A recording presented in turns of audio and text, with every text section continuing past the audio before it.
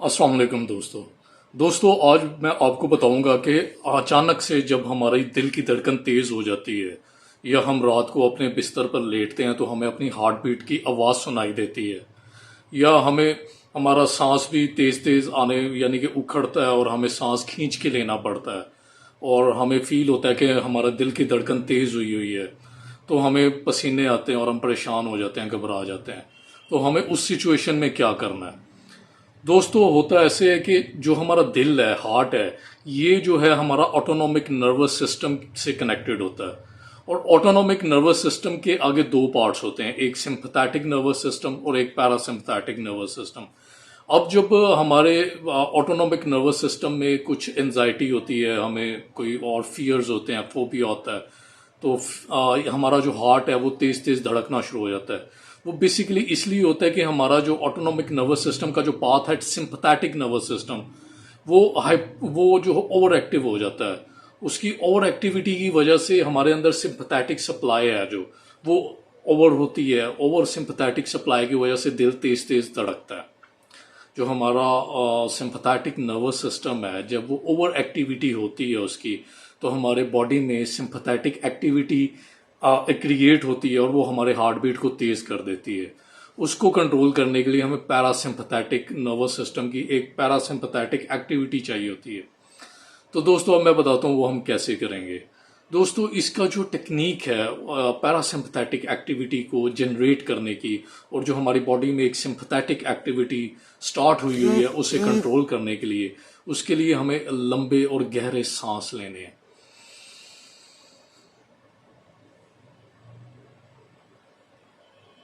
दोस्तों हमें लंबा सांस खींचना है, आहिस्ता आहिस्ता लंबा सांस खींचना है और फिर हमें 5 तक अपने दिल में काउंट करना है, इसे स्टे रखना है।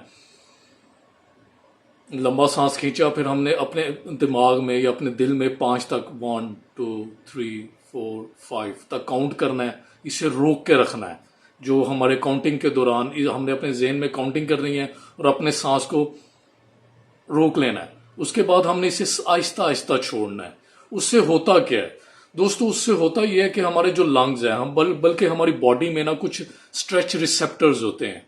स्ट्रेच रिसेप्टर्स हमारे बॉडी में कुछ ऐसे रिसेप्टर्स हैं जिनकी वजह से हमारे जो पैरासिम्पैथेटिक एक्टिविटी है वो जनरेट होती है।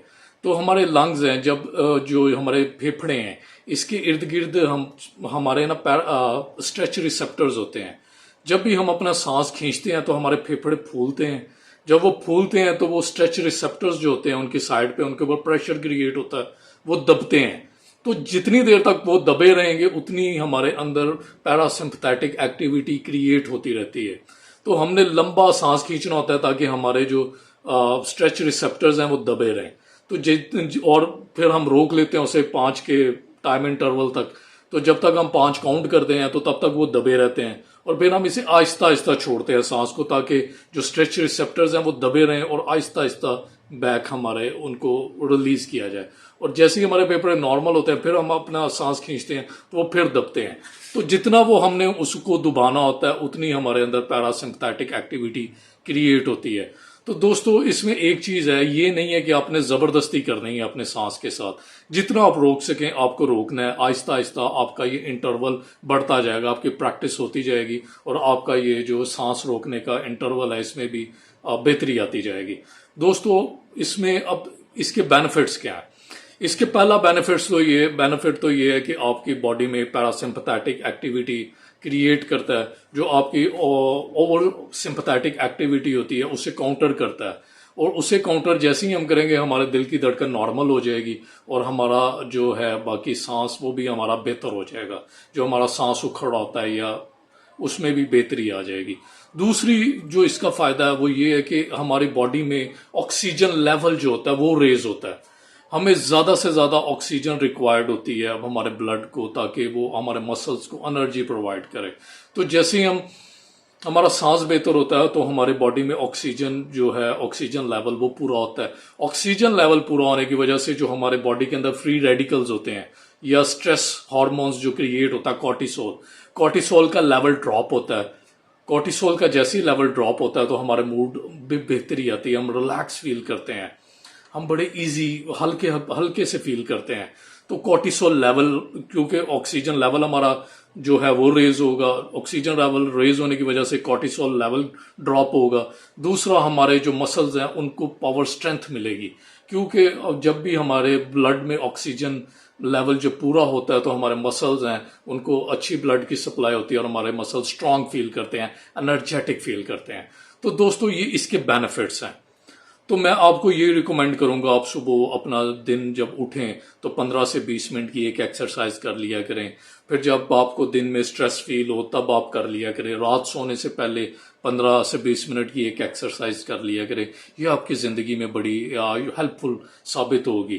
یہ آپ کی زندگی میں، آپ کے موڈ میں، آپ کا موڈ اس سے بہتر ہوگا، ہیلدیئر موڈ ہوگا، ایک ریلیکس موڈ آپ کا آ جائے گا.